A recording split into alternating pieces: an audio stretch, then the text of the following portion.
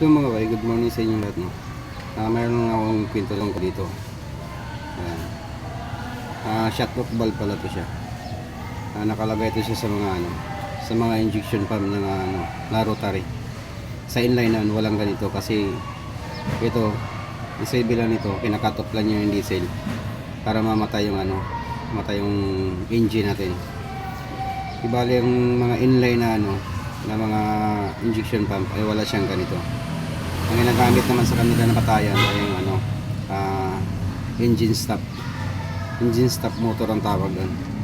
Pero dito sa mga makinang ganito, for chip 1, dati yan siyang electronic, pero kinonvert na to, ginawa na siyang manual. Hindi na siya electronics. Balik pinalitan ng injection pump nito.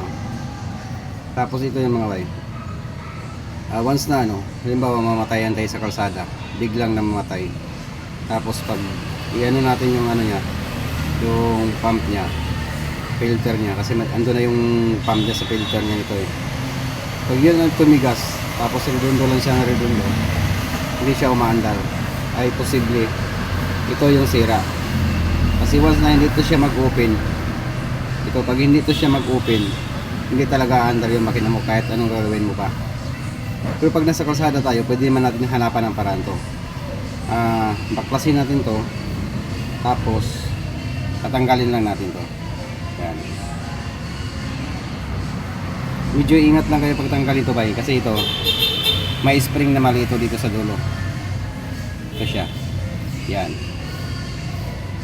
Sa once na matanggal mo na to siya, minsan kasi nahuhulog na lang to.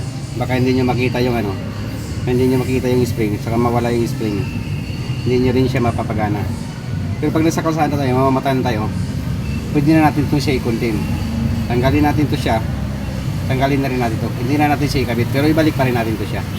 Ayan, ibalik pa rin natin ito siya, kasi hindi natin siya ibalik natin ito, ganun pa rin, hindi pa rin naandar yung natin, kasi hindi niya mag-open ng sururin na nasa loob. Bali, parang magnetic, pagkakala ko magnetic siya, magkaroon siya ng supply, ibali ito, iaangat niya to. Pag wala naman siyang supply, ibababa niya to. Kaya nga yung diesel na galing sa filter natin, hindi siya abot doon sa ibali hindi niya may papapalok sa injection pump, kaya hindi talaga andar yung natin. So papakita ko sa inyo mga bay yung yung kung saan siya nakalagay. Para lang to sa mga sa mga rotary na injection pump. Pero yung mga inline nun ay wala siyang ganito, wala siyang shut-off valve. Ito yun siya mga bay. Gibalihan siya mga bay. Diyan siya nakalagay. Ay ang klaseng injection pump, yun ang nilalagyan niya. Sa mga inline naman ay wala siyang ganito. Hindi ganyan yung injection pump niya. Diretso yun. Nakalagay naman ang engine stop doon. Ang tinatawag nila engine stop motor. Pero dito sa mga rotary, ang patayan nito ay ganito. Ito. Yan. Tinatawag na shut-off valve. Pero dito ganito yung nakalagay. Ibali dyan siya nakalagay mga bayo. Yan. Yan. Yan kahapon rescue ko na to. Inano ko na yan siya. Ibali kinat off ko na yan. Ibali tanggalin ko para makita nyo kung anong ginawa ko dyan.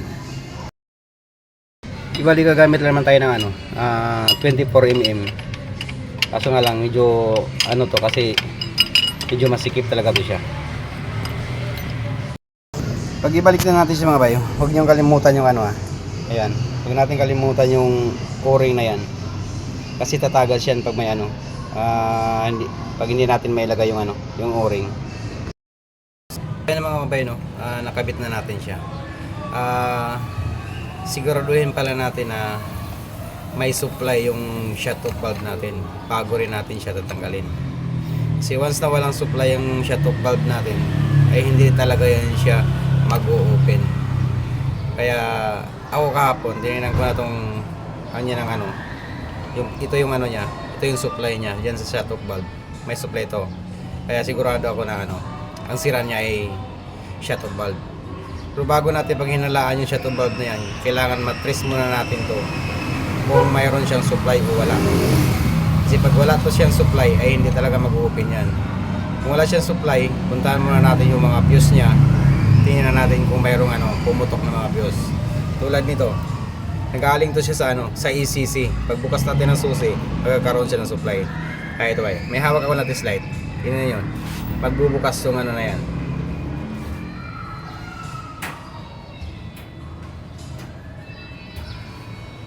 Ayan. Kailangan pag-open natin ng susi, kailangan magkakaroon to siya ng supply. Kasi pag hindi to siya, wala to siya supply, ay hindi talaga rin na-under yan. Pero kahapon, yung rescue ko to kahapon, may naman siya. Mayroon naman siyang supply. Kaya kinatop ko na lang yung shut-off valve niya. Tapos ngayon ko na pinalitan. So ngayon lang to, yun lang yung mga bay. Kailangan unahin natin muna mag-check sa supply ng shut-off valve bago natin baklasin o bago tayo mag DIY o ano mang gagawin natin dyan para makauwi lang yung sasakyan. Unang-una talaga, kailangan natin to. I-check muna natin to supply niya kung mayroon o wala. Kung mayroon man, tapos ayaw pa rin siya andar, kakapon, ang tawag ko kasi niyan, kapon. Kinakapon ko muna yung shut-off valve, tinatanggal ko yung pinakadulo niya para yung diesel ay diretso na lang. Yun nga lang, hindi siya mamamatay. Para makauwi lang, hindi siya mamamatay pero pwede naman siya patayin sa cambio lang. So, yun muna lilinyahan ko muna to. Mamaya, papanda rin natin. So yun tapos na natin siya may kabit. Subukan na natin ngayon siyang panda rin. Tapos patayin natin siya sa susi ulit. Yung mamamatay na ba siya.